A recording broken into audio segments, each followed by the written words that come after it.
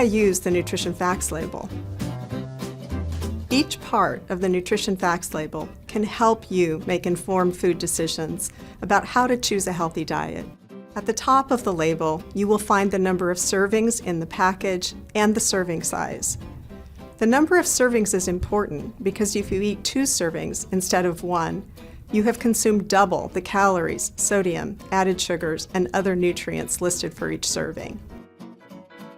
Calories are listed next.